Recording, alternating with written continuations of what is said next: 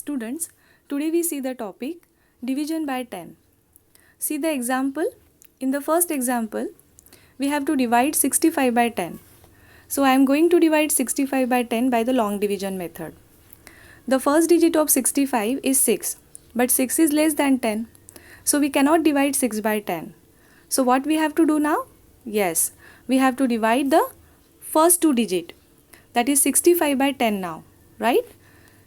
Now 10 6 are 60. 65 minus 60 will come 5.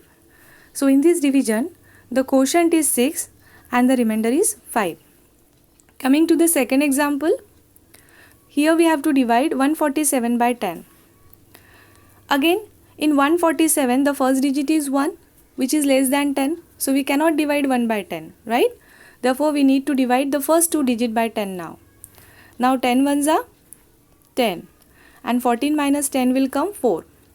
Then the next digit of 4 will come down. So the number will become 47, right?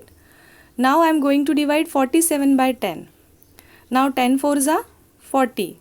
And 47 minus 40 will come 7. So the quotient is 14 and remainder is 7 now. Children, now you observe the quotient and remainder of both these division. What will you see? Yes. Digit in the ones place of a number is your remainder, right? And rest of the digit are the quotient. So what we conclude from this? Yes, whenever we divide any number by 10, digit in the ones place of a number make up the remainder, whereas the rest of the digits of a number make up the quotient.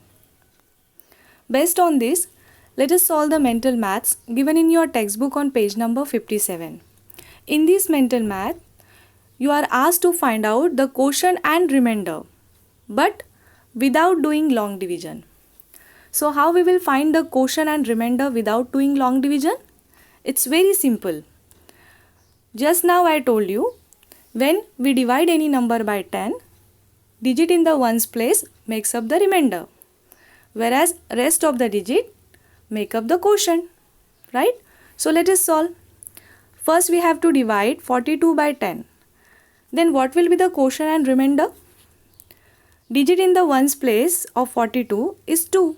So 2 will be your remainder and rest of the digit means remaining digit will be your quotient. So 4 is the quotient. See the second example. In this example, you have to divide the number 318 by 10. Now what is the ones digit? 8. So 8 will be your remainder and the rest of the digits will be your quotient. So the quotient is 31. Now third example. Here we have to divide 1350 by 10. Again, what will be the quotient and remainder? The digit in the ones place of the number is 0. Therefore 0 is the remainder and the remaining digit will be your quotient. So 135 is the quotient. Now the last example. In this example, we have to divide the number 6781 by 10. Now digit in the ones place is 1. Therefore remainder will be 1 and the rest of the digit will be the quotient. Therefore 678 is the quotient and 1 is the remainder. Likewise, you can solve the remaining examples of mental maths.